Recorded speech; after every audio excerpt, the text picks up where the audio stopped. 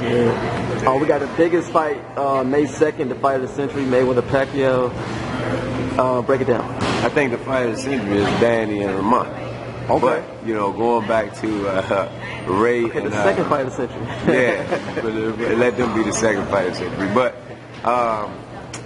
Floyd is a very, very smart boxer. Like Bernard Hopkins. He's a very disciplined fighter. Floyd has been successful over the years against fighters that are aggressive and that attack.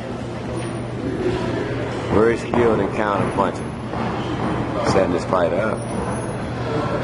They'll drag it out, score what we need to score, and get out of there, which is good. It'll work for him. So in other words, he's the matador, and he's always looks at those opponents as the bull.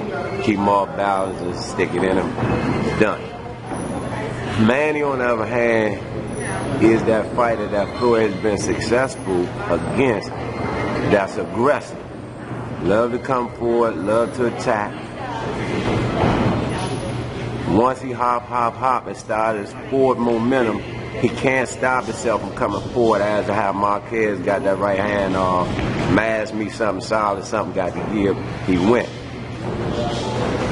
But overall, he's a good fighter. He's not your regular orthodox fighter. He's unorthodox, and he's strong, and he's fast. That's why he has been successful. If Manny, in order for him to succeed in this fight against Floyd, he'd have to turn Floyd into the aggressor and become the boxer, which I don't see. Now, go back. This is the real breakdown. So go back to Floyd's past. Everybody that fights Floyd, they missing one key element, and that's the jab. They never use it. They constantly trying to hunt him down without a jab. He gonna throw the right hand, he's out of there. Lead with the hook, he's out of there. So he never gives them that set target that they need to be successful against him. Me personally, I think Floyd, I give Floyd the edge, maybe even in a split decision at the moment. Freddie's a good man. I'm quite sure that they got a game plan. They faced Floyd before. Hopefully they do their homework like I know he will. And if he can relay that data and it's solid to Manny, and Manny can follow that plan, then who knows? This is boxing. But I got to go with Floyd. I can't see him coming all this far, be right there at your 50 that you're looking for, and drop it.